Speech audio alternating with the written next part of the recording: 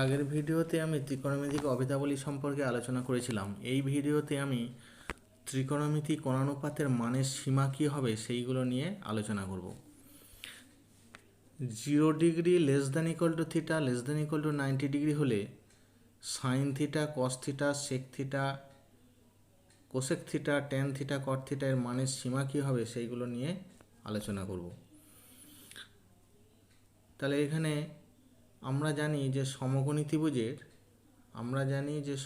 ত্রিভুজের অতিভুজই হচ্ছে সবথেকে বৃহত্তম বাহু, আর অপর দুটো বাহু হচ্ছে ক্ষুদ্রতম। অতিভুজের থেকে ক্ষুদ্রতম মানে অতিভুজের থেকে ছোট। তাহলে এখানে এবিসি সমকোণী ত্রিভুজের এই বি কোণটা যদি 90 ডিগ্রি হয়, তাহলে সমকোণের বিপরীত বাহু এসি হচ্ছে অতিভুজ, এবি হচ্ছে লম্ব, বিসি হচ্ছে ভূমি। তাহলে অতিভুজটা হচ্ছে এই লম্ব এবং ভূমির থেকে সব থেকে বড়। আমরা জানি সাইন থিটা সমান কি লম্ব বাই অতিভুজ, যেহেতু লম্ব অতিভুজের থেকে ছোট সেই জন্য এদের ভাগফলটা একের থেকে ছোট হবে, তাহলে লেস দ্যান ইকুয়াল টু 1। তাহলে এখানে সাইন থিটার মান একের থেকে বড় হতে পারে না। আবার থিটার মানটা যদি 90 ডিগ্রি হয়ে যায়, থিটার মানটা 90 ডিগ্রি হয়ে গেলে লম্ব আর অতিভুজ সমান হয়ে যাবে, সমান হয়ে গেলে তখন সাইন থিটার মানটা 1 হবে। সেই জন্য সাইন থিটার মানটা হচ্ছে লেস দ্যান ইকুয়াল টু 1। ঠিক একই রকমভাবে কস থিটা সমান কি? একইভাবে কস থিটা সমান হচ্ছে ভূমি বাই অতিভুজ। তাহলে অতিভুজটা ভূমির থেকে বড় সবসময়, তাহলে কস থিটা সমান হচ্ছে ভূমি বাই অতিভুজ। তাহলে ভূমি লেস দ্যান অতিভুজ হলে কস থিটার মানটা কী হবে? Less than equal to 1। তাহলে কস থিটার মান একের থেকে বড় হতে পারে না। আবার ঠিক একই রকমভাবে থিটার মানটা যদি 0 ডিগ্রি হয়ে যায়, 0 ডিগ্রি হলে কি হবে না, অতিভুজ আর ভূমি তখন সমান হয়ে যাবে। থিটার মানটা 0 হয়ে গেলে অতিভুজ আর ভূমি সমান হয়ে যাবে। তাহলে ভূমি আর অতিভুজ সমান হয়ে গেলে তখন মানটা হয়ে যাবে 1। সেই জন্য কস থিটার মানটা 1 বা 1-এর থেকে সবসময় ছোট, অর্থাৎ কস থিটার মান 1-এর থেকে বড় হতে পারে না। কোসেক থিটার ক্ষেত্রে কী হবে না, কোসেক থিটা সমান আমরা জানি কোসেক থিটা সমান হচ্ছে অতিভুজ বাই লম্ব। তাহলে অতিভুজ হচ্ছে সমকোণী ত্রিভুজের বৃহত্তম বাহু, তাহলে লব বড় হর ছোট, তাহলে এক্ষেত্রে ভাগফলটা কী হবে? 1-এর থেকে বড় হবে। তাহলে যেহেতু অতিভুজ গ্রেটার দেন লম্ব, অর্থাৎ লম্ব থেকে যেহেতু অতিভুজটা বড়, সেই জন্য কোসেক থিটার মানটা 1-এর থেকে বড়, অর্থাৎ কোসেক থিটার মান 1-এর থেকে ছোট হতে পারে না, অর্থাৎ cosec theta greater than equal to 1।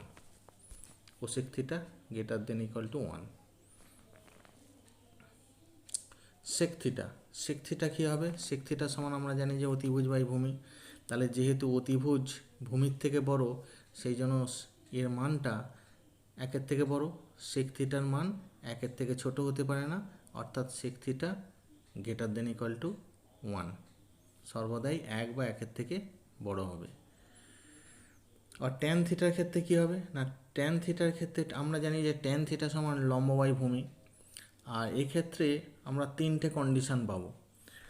এক হচ্ছে যে লম্ব আর ভূমি, এই লম্ব আর ভূমি হয় লম্বটা ভূমির থেকে বড় হতে পারে, বা লম্ব ভূমির থেকে ছোট হতে পারে, বা লম্ব আর ভূমি সমান হতে পারে।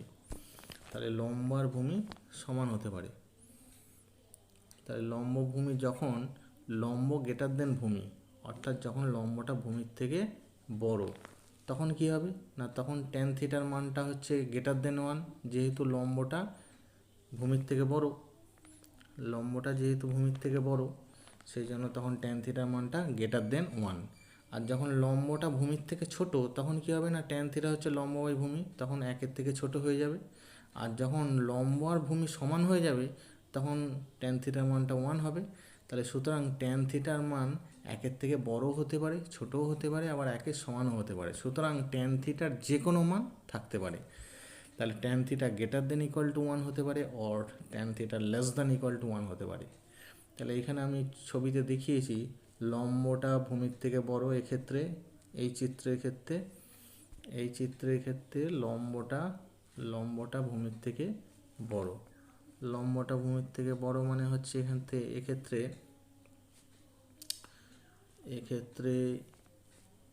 A B,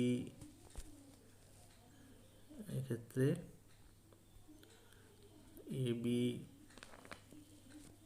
greater than BC. আবার এই যে ছবিটায়, এই চিত্রটায় আমি দেখিয়েছি যে লম্বটা ভূমির থেকে ছোট, অর্থাৎ এ বি বিসির থেকে ছোট।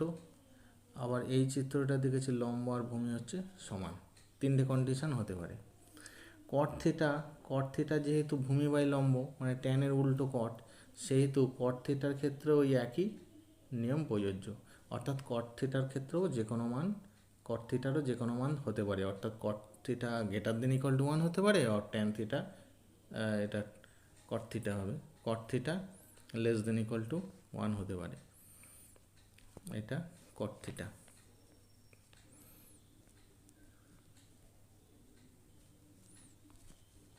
কট theta less than equal to 1 হতে পারে।